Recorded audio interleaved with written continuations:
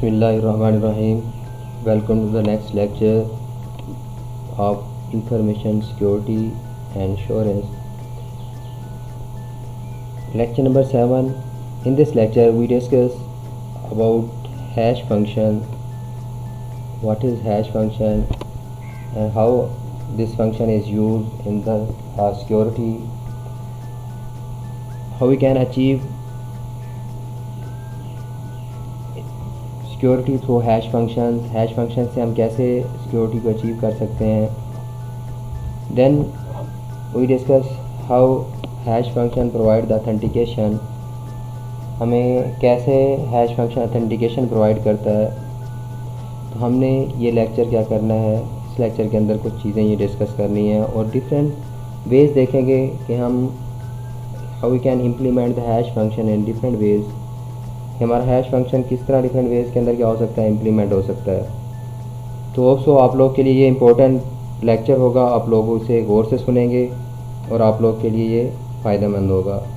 Specially you people know that your exam are going to be held from 20 July.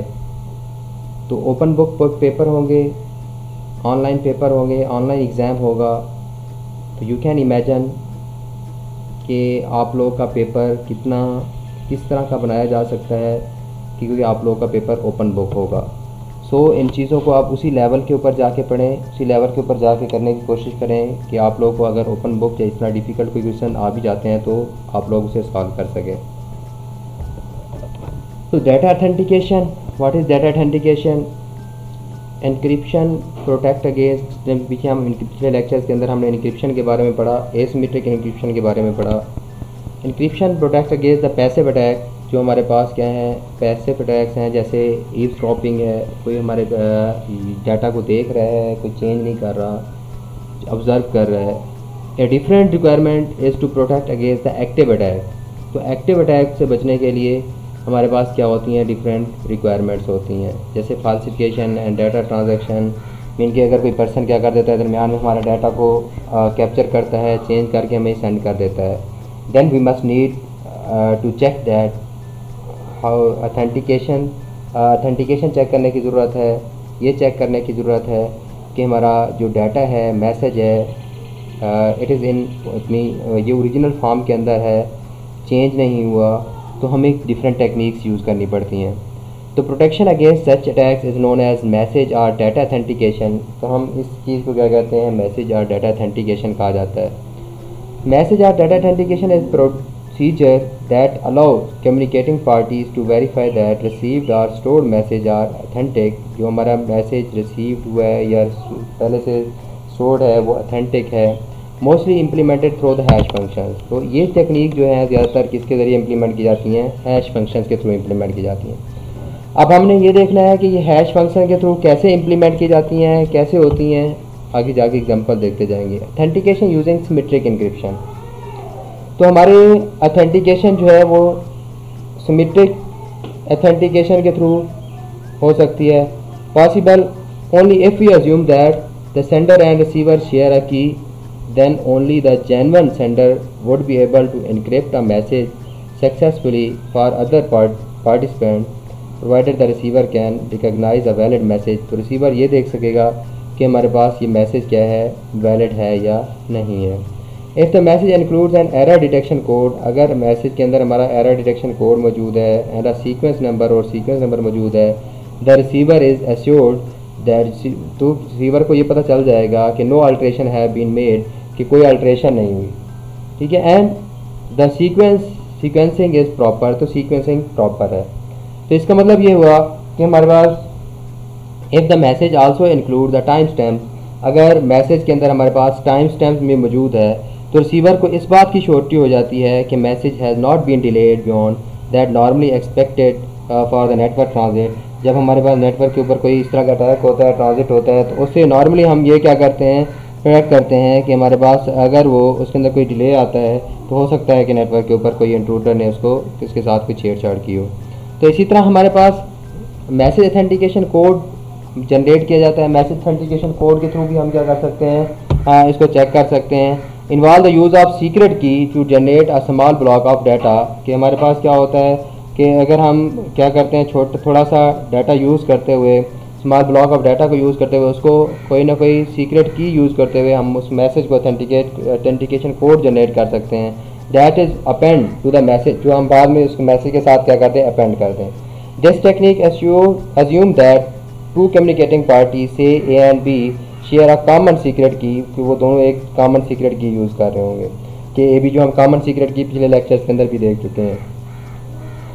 When A has a message to send to B, जब एक ए ने message send करना है B को, it calculate the message authentication code, तो वो message authentication code क्या करेगा, कैलकुलेट करेगा as a complex function of the message and the key. जैसे हमारे पास message authentication code MAC message is equal to, हमारे पास कोई फंक्शन अप्लाई करेगा जो शेयर्ड की, दोनों कॉमन शेयर्ड की यूज़ करेगा के ए बी, और उस मैसेज को तो हमें मैसेज ऑथेंटिकेशन कोड क्या करके दे देगा, जनरेट करके दे देगा। The message plus code are transmitted to the intended recipient, तो वो मैसेज और वो कोड क्या कर दिया जाएगा, ट्रांसमिट कर दिया जाएगा रिसीवर को। The recipient perform the same calculation on the received side, received message, जो मैसेज उसको रिसीव हुआ उसने उसके ऊपर सेम कैलकुलेशन परफॉर्म की using the same secret key to generate the new message authentication code, ताकि वो दोबारा उसमें new message authentication code generate हुआ और वो पहले वाले से उसको क्या करेगा, कंपेयर करेगा। तो अगर वो कंपेयर हो जाता है इट्स मीन कि मैसेज इज ऑथेंटिक, तो मैसेज के अंदर कोई चेंजेस नहीं हुई। इसी तरह हमारे पास मैसेज ऑथेंटिकेशन कोड के अंदर a number of algorithm code भी use to generate the code. काफ़ी सारे एल्गोरिथम्स ऐसे हैं जो हमारे पास इस कोड को जनरेट करने के लिए यूज़ होते हैं। फॉर एग्जांपल अगर हम यहाँ पे बात करते हैं इसकी, हमारे पास नेस्ट स्पेसिफिकेशन है, फिफ्थ पब्लिक 113 है, recommends the use of DES use होता है। DES is used to generate an encrypted version of the message and the last number of bits of the cipher text are used as the code. तो उसकी जो last bits मिल के हमारे पास क्या होगा, एक मैसेज जनरेट करेगा एनक्रिप्टेड वर्जन, और जो उसकी लास्ट बिट्स होंगी वो बेसिकली कोड होता है। उस कोड से पता चलता है कि हमारे पास मैसेज ओरिजिनल है या बिट्स हमारी क्या हो गई हैं, चेंज हो गई हैं। The process just describe is similar to encryption, ये प्रोसेस उस तरह जैसे इनक्रिप्शन की तरह है। वन डिफरेंस इज, इसके अंदर डिफरेंस क्या है, authentication algorithm need not be reversible. जो हमारे पास जो ऑथेंटिकेशन एल्गोरिथम है उसको रिवर्सिबल करने की ज़रूरत नहीं होती, वो सिर्फ क्या होते हैं, बिट्स मैचिंग हो जाती है। As it must be decryption, तो हमारे पास उसकी सिर्फ क्या होगी, डिक्रिप्शन होगी। अब यहाँ पे जैसे आप लोगों को ये डायग्राम नज़र आ रही है, इस डायग्राम से तो आप क्या कर सकते हो, देख सकते हो कि हमारे पास क्या है, एक मैसेज है। तो मैसेज हमारे पास, उस मैसेज के साथ मैक एल्गोरिथम, उसके ऊपर मैक एल्गोरिथम चला, ठीक है। मैसेज ऑथेंटिकेशन कोड जनरेट किया, यानी कोई की यूज़ की, मैसेज ऑथेंटिकेशन कोड जनरेट हुआ, मैक जनरेट हुआ, वो मैक अटैच हो गया हमारे मैसेज के साथ। जब वो मैक हमारे पास इस मैसेज के साथ अटैच हुआ, जहाँ पे आप लोगों को कसर नज़र आ रहा है, ये मैसेज है, मैसेज से ये हमारे पास मैक अटैच हुआ। अब ये ट्रांसमिट हो जाएगा। जब ये रिसीवर साइड के ऊपर रिसीव होगा तो ये जो हमारे पास क्या है, ये मैक एल्गोरिथम उसके ऊपर दोबारा अप्लाई होगा, ठीक है, और कि उसे जनरेट करेगा, जो हमारे पास क्या होगा, हमारा मैक होगा। अब उस मैक को क्या करेगा, वो दोबारा कंपेयर करेगा उस मैक के साथ जो मैसेज के साथ था। अगर वो सेम है इट्स मीन कि हमारा क्या है, ओरिजिनल मैसेज है। ये ऑथेंटिकेशन के लिए क्या हो रहा है, यूज़ हो रहा है। इसी तरह हम हैश फंक्शन क्या कर सकते हैं, यूज़ कर सकते हैं ऑथेंटिकेशन के लिए। हैश फंक्शन के हमारे पास an alternative to the message authentication code, a hash function accept a variable size. जो हमारा हैश फंक्शन होता है, एक बात याद रखिएगा कि मैसेज का जो साइज़ होगा वेरिएबल साइज़ हो सकता है। मैसेज हमारे पास सपोज मैसेज के अंदर 800 करैक्टर भी हो सकते हैं, 1000 करैक्टर भी हो सकते हैं। Variable size message m as input and produce the fix size message digest HM, यानी हमारा एक मैसेज वो क्या करेगा, हैश फंक्शन एक मैसेज डाइजेस्ट प्रोड्यूस कर देगा जो फिक्स साइज होगा एज आउटपुट के तौर पर। क्यों? क्योंकि अगर हमारे पास हैश फंक्शन के अंदर एक साइज़ क्या होगा, फिक्स होगा। अगर मैसेज का साइज़ क्या है, कम है, तो वो उसके साथ क्या कर देगा, पैडिंग कर देगा, कि हमारे पास कोई बिट्स क्या कर देगा, पैड कर देगा, एक्स्ट्रा बिट्स ऐड कर देगा। Typically the message is padded out to an integer multiple of the sum fix length, जैसे कि हमारे 1024 bits, and the padding includes the value of the length of the original message in bits. जैसा कि मैं आप लोगों को hash function के बारे में क्लास में वाइट बोर्ड के ऊपर समझा चुका हूँ कि हमने ये देखा था कि हम कुछ चीज़ें इनक्रिप्ट भी की थी और उनको डिक्रिप्ट भी किया था, ठीक है। तो आप लोग को वो लेक्चर भी आप लोग का इस फाइनल टर्म एग्जाम के अंदर इंक्लूडेड है, आप लोगों ने उसको देखना है। The length field is security measures, जो हमारी इसकी लेंथ फील्ड है, the security measure to increase the difficulty for an attacker. Attacker के लिए क्या हो जाता है, मुश्किल हो जाता है to produce an alternative message with the same hash value, उस हैश वैल्यू के साथ जो अल्टरनेटिव मैसेज है उस अटैकर के लिए क्या हो जाता है, मुश्किल हो जाता है, क्योंकि जब उसका साइज फिक्स है, अब उसको अटैकर को नहीं पता कितनी बिट्स जो है इसके साथ एक्स्ट्रा अटैच की गई हैं, पैड की गई हैं। Unlike the Mac, a hash function does not take a secret key as an input. Hash की तरह हमारे मैक की तरह जो हमारा हैश फंक्शन है वो सीक्रेट की को एज ए इनपुट के तौर पर नहीं लेता। इसी तरह one way hash function message authentication technique with the hash function, कि हम हैश फंक्शन के साथ मैसेज ऑथेंटिकेशन किस तरह कर सकते हैं। Message digest can be encrypted using the symmetric encryption. जो हमारे मैसेज डाइजेस्ट होगा मिलके उसके साथ पैडिंग होने के बाद एक मैसेज डाइजेस्ट प्रोड्यूस होगा, तो encrypted using the symmetric encryption के साथ भी क्या किया जा सकता है, इनक्रिप्ट किया जा सकता है उसको। If it is assume that only the sender and receiver share the encryption की देन अथेंटिसिटी इज अश्योर्ड। तो उनके साथ क्या इसके थ्रू भी क्या हो सकता है, अथेंटिसिटी अश्योर्ड हो सकती है, जैसे अभी आगे डायग्राम से मैं आप लोग एक्सप्लेन भी कर दूंगा। तो इसी तरह message digest can also be encrypted using public की। पब्लिक की के इनक्रिप्शन से भी हो सकती है, जैसे कि हम पिछले लेक्चर के अंदर देख चुके हैं कि पब्लिक की इनक्रिप्शन क्या होती है। The public key approach has two advantages. It provides a digital signature, एक तो ये डिजिटल सिग्नेचर प्रोवाइड करती है, as well as message authentication, इससे मैसेज ऑथेंटिकेशन भी होती है। इसी तरह and it does not require the distribution of the keys to communicate parties. ठीक है, तो हमारे पास इस तरह जो पब्लिक की इनक्रिप्शन है तो पार्टीज को की डिस्ट्रीब्यूशन की ज़रूरत नहीं है। Use a hash function but no encryption for message authentication. तो ये हैश फंक्शन क्या करता है, यूज़ करता है, use hash function but no encryption for the message authentication known as keyed hash. इस ऐसे हैश को हम क्या कहते हैं, कीड हैश। ठीक है, मैक कहा जाता है। Assume that two communicating party say A and B share a common secret key. वो दोनों क्या कर रहे हैं, कॉमन सीक्रेट की शेयर कर रहे हैं। दिस सीक्रेट की is incorporated into the process of generating hash code. तो जब हैश कोड जनरेट हो रहा है तो उसके अंदर इसको क्या कर दिया जाता है, बैड कर दिया जाता है, उसके साथ अटैच कर दिया जाता है। जैसे यहाँ पे अब आप लोगों को डायग्राम के अंदर नज़र आ रहा है कि हमारे पास वन वे हैश फंक्शन, ये हमारे पास मैसेज है, हैश फंक्शन अप्लाई हुआ, ठीक है, उसके ऊपर मैसेज है, उसके ऊपर हमारे पास कोई इनक्रिप्शन, ये using symmetric encryption. Symmetric encryption अगर आप लोग को याद हो कि हमने कहा था सिमेट्रिक इनक्रिप्शन के अंदर दोनों पार्टीज सेंडिंग और रिसीविंग सेम की सीक्रेट की क्या करती है, यूज़ करती हैं। इनक्रिप्शन की यूज़ की तो ये हमारे पास इसके साथ जो हमारे पास मैसेज आया, ठीक है, हमारे पास इनक्रिप्टेड मैसेज है, वो हमने अटैच कर दिया ओरिजिनल मैसेज के साथ। अब ये जो हमारे पास क्या है, रिसीविंग साइड के ऊपर ये मैसेज रिसीव होगा, उसके ऊपर हैश फंक्शन क्या होगा, अप्लाई होगा। ठीक है, तो यहाँ हैश फंक्शन से हमारे पास क्या होगी, एक जो डाइजेस्ट क्या होगा, प्रोड्यूस होगा। ठीक है, इसी तरह जो हमारे पास की है उसके ऊपर अप्लाई होगी, उसको डिक्रिप्ट किया जाएगा। अब दोनों जो हमारे पास मैसेज हैं उनको क्या किया जाएगा, कंपेयर किया जाएगा। जब दोनों को कंपेयर किया जाएगा तो उससे हमें पता चल सकता है कि हमारे मैसेज की ऑथेंटिकेशन हम क्या कर सकते हैं, अचीव कर सकते हैं। इसी तरह पब्लिक की हम यूज़ करते हुए भी क्या कर सकते हैं, मैसेज की ऑथेंटिकेशन यूज़ कर सकते हैं। पब्लिक की में ये होगा कि एक साइड में प्राइवेट की यूज़ हो रही होगी, दो डिफरेंट कीज़ क्या हो रही होंगी, यूज़ हो रही होंगी। अब मैसेज है हमारे पास, उसके ऊपर हैश फंक्शन अप्लाई हुआ तो हमारे पास जो कोई मैसेज डाइजेस्ट क्या हुआ, हमारे पास अटैच हुआ, उसने पैड कर दिया कुछ चीज़ें हमारे पास। उसके बाद पब्लिक की अप्लाई, हमारे इनक्रिप्शन अप्लाई हुई, इसके ऊपर जो हमारे पास एक्स्ट्रा जो डाइजेस्ट था, ठीक है, जो बिट्स थी वो हमारे पास इनक्रिप्ट हुई, वो हमारे मैसेज के साथ क्या हो गई, अटैच हो गई। ठीक है, जब हमारे पास रिसीविंग साइड के ऊपर ये मैसेज फुल मैसेज रिसीव होगा, मैसेज डाइजेस्ट रिसीव होगा, हैश फंक्शन अप्लाई हुआ, उसने एक हमारे पास क्या किया, मैसेज जनरेट किया। ठीक है, और हमारे पास जब इसके ऊपर पब्लिक की इनक्रिप्शन हुई, डिक्रिप्शन हुई, उसमें मैसेज हमारे पास रिसीव हुआ। जब हम दोनों को क्या कर रहे हैं, कंपेयर कर रहे हैं, क्यों, क्योंकि देखो जब हैश फंक्शन एग्जीक्यूट कर रहा है, ठीक है, वो और जो हमारे पास इनक्रिप्टेड पैटर्न होंगे, इनक्रिप्टेड पैटर्न जब हम उसके पब्लिक की के डिक्रिप्ट करके करेंगे तो वो हमारे पास ओरिजिनल, अगर वो दोनों क्या हो जाते हैं, सेम आ जाते हैं कंपेयर करने से, इट्स मीन के मैसेज इज़ अथेंटिक। हमारे पास मैसेज क्या है, अथेंटिक है, इसके अंदर कोई चेंजेस नहीं हुई। इसी तरह वन में हैश फंक्शन साइड के हम हैश फंक्शन को यूजिंग सीक्रेट वैल्यूज़, हम सीक्रेट वैल्यूज़ भी क्या कर सकते हैं, इसके अंदर यूज़ कर सकते हैं। अब इन सीक्रेट वैल्यूज़ को यूज़ करते हुए कैसे हम यूज़ कर सकते हैं, हमारे पास मैसेज है, ठीक है, दोनों के हम कोई की यूज़ कर रहे हैं कि और हैश फंक्शन उसके ऊपर अप्लाई हुआ, हैश फंक्शन अप्लाई होने के बाद हमारे पास मैसेज डाइजेस्ट हुआ, ठीक है, वो हमारे मैसेज के साथ हमने क्या कर दिया, ऐड कर दी, पैडिंग कर दी। अब हमारे पास मैसेज के साथ जब ये एक्स्ट्रा बिट ऐड हुई, ठीक है, दोनों साइड के जब हमारे पास दोबारा हैश फंक्शन अप्लाई हुआ, दोनों की बेस पर उसने क्या किया, हमारा एक मैसेज प्रोड्यूस किया, और जो हमारे डिक्रिप्ट होने के बाद हमारी उन वैल्यूज़ के साथ जो हमारे पास यहाँ पे अटैच हुई थी एक्स्ट्रा वैल्यूज़, वो हमारे पास हमने अलहदा की। तो जब उन दोनों को कंपेयर किया, कंपेयर करने के बाद हम ये देख सकते हैं कि हमारा मैसेज क्या है, अथेंटिक है या नहीं है। ठीक है। तो ये हमारे पास बेसिकली मैसेज ऑथेंटिकेशन हमें प्रोवाइड कर रहा है हैश फंक्शन। तो हैश फंक्शंस की क्या क्या रिक्वायरमेंट्स होती हैं? एच यानी hash function, hash can be applied to a block of data of any size, जो किसी भी साइज़ का ब्लॉक ऑफ डाटा होगा उसके ऊपर हम क्या कर सकते हैं, इसको अप्लाई कर सकते हैं। जो हमारा हैश फंक्शन है, hash produce a fix length output, हमेशा हैश फंक्शन क्या करेगा, फिक्स लेंथ आउटपुट प्रोड्यूस करेगा।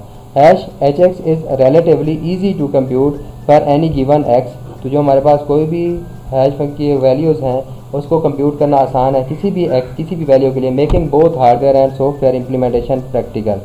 ठीक है, तो इससे हमारे पास हार्डवेयर की और सॉफ्टवेयर हम बना के इसको प्रैक्टिकली इम्प्लीमेंट कर सकते हैं।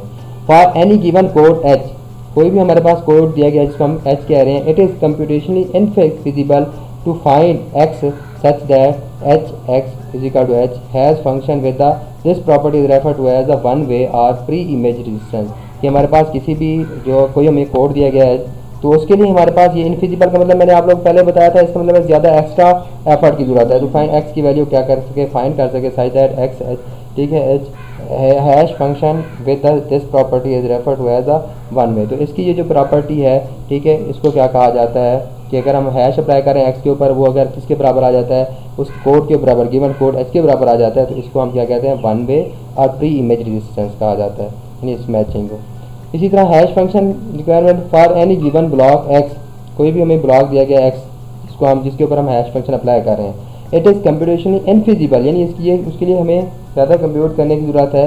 ठीक है, टू फाइंड वाई, वाई की हमारे पास वैल्यू क्या करें, फाइंड करें Y is not equal to X, जबकि वाई एक्स के बराबर ना हो, विद एच वाई, यानी हैश फंक्शन हम अप्लाई कर रहे हैं किसके ऊपर, वाई के ऊपर, और बराबर हो हैश फंक्शन अप्लाई कर रहे हैं एक्स के ऊपर। ये hash function with this property, यानी अगर ऐसी प्रॉपर्टी है, यानी वाई और एक्स दोनों बराबर नहीं है, वाई और एक्स दोनों बराबर नहीं है, लेकिन जब दोनों के ऊपर हम हैश फंक्शन अप्लाई कर रहे हैं तो दोनों का रिजल्ट क्या आ रहा है, सेम आ रहा है। Hash function with this property is referred to as a second pre image resistance. ठीक है, तो इसे हम क्या कहा जाता है, सेकंड प्री इमेज रेजिस्टेंस कहा जाता है। समटाइम इसको हम क्या कहते हैं, वीक कुलियन रेजिस्टेंस भी कहा जाता है। ये हमारी कुलियन भी कहा जा सकता है क्योंकि दोनों का सेम मैसेज आ रहा है, तो उसको डिक्रिप्ट करने में थोड़ा सा क्या होगा, कुलियन हो रही है, तो उस कुलियन को रिजॉल्व करना हमारे लिए क्या होगा, मुश्किल होगा। मैसेज कोलाइड कर रहे हैं यानी सेम मैसेज आ रहे हैं। ठीक है, it is computationally infeasible to find any pair X and Y, तो हमारे लिए दोनों कोई भी पेयर फाइंड करना क्या हो जाता है, मुश्किल हो जाता है, ज़्यादा एफर्ट की जरूरत। सच दैट अगर हमारे पास एच के ऊपर हैश फंक्शन अप्लाई करें, वाई के ऊपर दोनों क्या आ रहे हैं, सेम आ रहे हैं, तो हमारे लिए क्या होगा, ये बहुत मुश्किल होगा कि hash function with this property is refer to as a collision resistance, this is some time refer to as a strong collision resistance. इसको क्या कहा जाता है, स्ट्रॉन्ग कुलियन रेजिस्टेंस भी कहा जाता है। यानी अगर हम क्या कर रहे हैं, कोई फाइंड कर रहे हैं कोई पेयर के ऊपर, यानी एक्स और वाई, ठीक है, एक्स और वाई हमारे पास दोनों है, अगर दोनों के ऊपर अलग हम हैश फंक्शन अप्लाई करते हैं और दोनों का सेम रिजल्ट आ रहा है, ठीक है, तो ये हमारे पास क्या होगी, स्ट्रॉन्ग कुलियन रेजिस्टेंस। जो हमारे ये कुलियन रेजिस्टेंस आ रही है, प्रॉब्लम आ रही है, तो इनको क्या किया जा सकता है, आगे रिजॉल्व किया जा सकता है। अब देखिए सिक्योरिटी ऑफ हैश फंक्शन, कि हमारे हैश फंक्शन की क्या सिक्योरिटी है, कि हम कैसे कह सकते हैं कि हमारा हैश फंक्शन क्या है, सिक्योर्ड है। Two approaches to attacking a secure hash function, दो तरह की अप्रोचेज यूज़ होती हैं इसके ऊपर अटैक करने के लिए। एक क्रिप्ट एनालिसिस, क्रिप्ट एनालिसिस के अंदर ये होता है कि उस एल्गोरिदम की, जो भी एल्गोरिदम हम यूज़ कर रहे हैं, पीछे भी मैं आप लोगों को सिक्योरिटी में बता चुका हूँ, क्रिप्ट एनालिसिस मीन कि उस एल्गोरिदम की वीकनेसेस फाइंड की जाती हैं, उस वीकनेसेस के थ्रू फिर क्या किया जा सकता है, उसके ऊपर अटैक करने की कोशिश की जाती है। दूसरा हमारे पास क्या है, ब्रूट फोर्स अटैक। अब crypt analysis of the hash function involve exploiting the logical weaknesses in the algorithm, algorithm के अंदर उसकी लॉजिकल वीकनेसेस फाइंड करेगा। The strength of hash function against brute force attack depends, तो हमारे पास जो hash function की strength होगी कि वो हम किस तरह हमें सेव रखता है, किससे, ब्रूट फोर्स अटैक से, किसके ऊपर डिपेंड करता है, the length of hash code produce by the algorithm. जो एल्गोरिदम जो है हमारे पास जो हैश कोड प्रोड्यूस कर रहा है उसकी कितनी लेंथ है, जितनी ज़्यादा लेंथ होगी तो उतना क्या होगा, ज़्यादा सिक्योर होगा। For a hash code of the length n, the level of effort required is proportional to the following, यानी हमारे पास हर एक के लिए क्या होगा, प्रोपोर्शनल है, यानी जितना उसका साइज बढ़ता जाएगा तो हमारे पास उसके लिए उतनी ज़्यादा हमें एफर्ट की ज़रूरत पड़ेगी। प्री इमेज रेजिस्टेंस 2 की पावर n, ठीक है। इसी तरह हमारे पास सेकंड प्री इमेज रेजिस्टेंस के अंदर हमारे पास क्या होगा, 2 की पावर n, यानी सेम हमें ज़रूरत पड़ेगी। n हमारे पास क्या है, लेंथ है, ठीक है। तो इसी तरह हमारे पास कुलियन रेजिस्टेंस, अगर कुलियन रेजिस्टेंस हो रही है तो उसके अंदर हमारे पास 2n/2, यानी इसके अंदर हमारे कम एफर्ट की ज़रूरत होगी। तो ये हमारे पास क्या होगा, यानी इतना ज़्यादा सिक्योर नहीं होगा। तो सिक्योरिटी ऑफ हैश फंक्शन के हैश फंक्शन की क्या क्या सिक्योरिटी है, इसकी कुछ एग्जांपल दे लेते हैं। Van Orchard and Pioneer presented a design for an, ये उन्होंने डिज़ाइन अप्लाई किया था 10 million cost in 1994 collision search machine for MD5। उन्होंने MD5 के लिए कोलिजन मशीन बनाई, सर्च मशीन बनाई थी, which has a 128 bit hash length, hash की लेंथ उसके अंदर कितनी थी 128 bit. That could find a collision in 24 days, तो उसने कोलिजन कितने दिनों में फाइंड की, 24 दिनों के अंदर। 128 bit code may be viewed as a inadequate, यानी इसके लिए भी क्या होगा, हमारे लिए 128 बिट कोड भी दैट्स इनफ, उसके लिए भी फाइंड करना मुश्किल है। With the hash length of 160 bit the same search machine would require over 4000 year to find a collision, collision को फाइंड करने के लिए 4000 साल चाहिए विद 2 डेज। लेकिन आजकल जैसे जैसे टेक्नोलॉजी बढ़ गई है, हम ये 1994 की बात कर रहे हैं, कीप इन माइंड 1994 की जो मशीन बनाई गई थी। आजकल की जो मशीन है हमारे पास, यही काम हमारे पास ये 160 बिट हो, ठीक है, ये हमारे पास सस्पेक्टेड है, हम कहते हैं कि इसके लिए ये कोलिजन क्या की जा सकती है, इसकी फाइंड की जा सकती है, ठीक है। तो ये हमारे पास यानी इतना ज़्यादा सिक्योर नहीं समझा जाता अब इसको। Secure hash function, secure hash function algorithm SHA is most widely use, secure hash function SHA mean secure hash, ठीक है, is mostly widely use hash function developed by NIST in 1993, FIPS 180 का नाम दिया गया इसको। When weaknesses were discovered in SHA, a revised version was issued, तो इसका revise version आया, FIPS 181 का नाम दे दिया गया इसको in 1995 के अंदर। Generally referred to as a SHA1, SHA1 produce a hash value of 160 bit. In 2002 NIST produced a reviewed version, तो NIST ने एक नया उसका वर्जन लेके आया स्टैंडर्ड FIPS 182, ठीक है, that defined 3 new version of SHA with hash values length of 256। SHA के 3 नए वर्जन है जिसकी लेंथ कितना है 256, 384 एंड 512, ठीक है, respectively, known as SHA 256, SHA 384 and SHA 512। These new version collectively known as SHA2, इन नई वर्जन को सबको किस चीज़ का नाम दे दिया गया, SHA2 का। Have the same underlying structure and use the same types of modular arithmetic and logical binary operations as SHA1. SHA2, particularly the 512 bits version, would appear to provide the unaccessible security. However, because of the structural similarity of the SHA2 to SHA1, यानी दोनों की SHA2 और SHA2 की सिर्फ structure same था, सिर्फ keys का length का फ़र्क था, next decide to standardize a new hash function, तो उन्होंने एक नया हैश फंक्शन और लेके आया, उसे किस चीज़ का नाम दे दिया गया, SHA3 का नाम दे दिया गया। तो इसी तरह other application of hash function, तो हैश फंक्शन की दूसरी कौन सी एप्लीकेशन हैं, ठीक है, 2 other application of secure hash function. एक तो हमारे पास पासवर्ड है, पासवर्ड से मुराद यह है कि हमारे ऑपरेटिंग सिस्टम है या हमारे सिस्टम हम क्या करते हैं, यूज़ करते हैं, तो उस ऑपरेटिंग सिस्टम या सिस्टम में हमारे पास जो हमारे पासवर्ड सेव्स होते हैं, तो उसके ऊपर पहले हैश फंक्शन अप्लाई होता है, हैश्ड वैल्यू सेव होती हैं, ताकि अगर हमारे पास कोई हमारी मशीन को क्या कर देता है, कंप्रोमाइज़ कर लेता है, या हमारी जो है पासवर्ड फाइल है वो एक्सेस कर लेता है, तो उसको पासवर्ड डायरेक्टली पासवर्ड ना मिले उसे, बल्कि हैश की फॉर्म में होंगे, तो उसको कैलकुलेशन में मसला होगा। A hash of the password is stored by an operating system rather than the password itself, तो हमारे जो ऑपरेटिंग सिस्टम हम विंडो यूज़ करते हैं, ये करते हैं, तो हमारे इसके अंदर पासवर्ड की फाइल होती है एक, जहाँ पे हमारे पासवर्ड सेव हो रहे होते हैं, ठीक है। तो यहाँ पे नेक्स्ट लेक्चर के अंदर मैं वो पासवर्ड भी फाइल भी ओपन करके आप लोगों को दिखा दूंगा कि किस तरह हैश वैल्यूज पड़ी हुई हैं। Thus, the actual password is not retrievable by a hacker who gains access to the, अगर वो इस पासवर्ड फाइल को एक्सेस कर लेता है तो उसको एक्चुअल पासवर्ड नहीं मिलेंगे बल्कि हैश पासवर्ड मिलेंगे। तो इसी तरह इंट्रूजन डिटेक्शन बेसिकली हम फाइल्स के ऊपर अप्लाई करते हैं, ठीक है, अगर फाइल्स के अंदर कोई चेंजिंग आती है तो इंट्रूजन डिटेक्शन सिस्टम हमें इन्फॉर्म कर देता है। Store the hash value for a file HF for each file on a system and secure the hash values eg on the CDR that is kept secure, ठीक है। One can later determine if a file has been modified, अगर फाइल क्या हो गई, change हो गई, by recomputing HF hash function and intruder, तो हम हैश फंक्शन दोबारा रिकम्प्यूट करके, यानी हैश फंक्शन किसके ऊपर, फाइल के ऊपर अप्लाई करके हम उसको दोबारा जब कैलकुलेट करेंगे तो हमें पता चल सकता है कि हमारी फाइल क्या हो चुकी है, चेंज हो चुकी है। And intruder would need to change F without change HF, अगर वो हमारा इंट्रूडर है, ठीक है, वो F को फंक्शन को चेंज कर देता है विदाउट चेंजिंग HF, इस फाइल को, यानी जो हम हैश फंक्शन अप्लाई कर रहे हैं फाइल के ऊपर, उसके रिजल्टेंट को चेंज किए बगैर। This application require weak second pre image resistance, तो इसके अंदर हमारे पास इस तरह की क्या होंगी कि हमारी जो फाइल्स अगर मॉडिफाइड हो चुकी हैं तो उससे हमें पता चल सकता है कि हमारी फाइल ओरिजिनल हालत में है या नहीं है। ठीक है। तो ये हमारे पास कुछ कंसेप्ट हैं जो आप लोगों ने खुद से रिव्यू करने हैं, इनको सर्च करना है। List the 2 important aspects of the data authentication.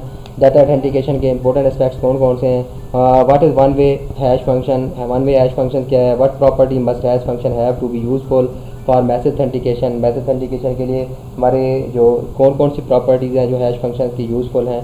तो होप सो आप लोग का ये आज का हमारा लेक्चर था। होप सो आप लोग को ये लेक्चर समझ आया होगा, लेकिन आप लोगों ने इसको प्रैक्टिकल पॉइंट ऑफ व्यू से जाके डिस्कस करना है, इसको देखना है हैश फंक्शन कैसे कैलकुलेशन कर रहा है, ठीक है। और आप लोगों ने इस लेक्चर का मुझे फ़ीडबैक देना मत भूलिएगा, अपना फ़ीडबैक भी दीजिएगा और हम मुझे व्हाट्सएप ग्रुप में या कमेंट्स में, ठीक है, लाजमी क्या कीजिएगा, इसका फ़ीडबैक और शेयर कीजिएगा और पूछिएगा अगर आप लोगों को कोई इशू है तो, ठीक है। तो आप लोगों के एग्ज़ाम बहुत करीब हैं, तो मेरी उम्मीद आप लोगों से यही है कि आप लोग इसको थ्रोली क्या करेंगे, डिस्कस करेंगे या पढ़ेंगे मुझसे।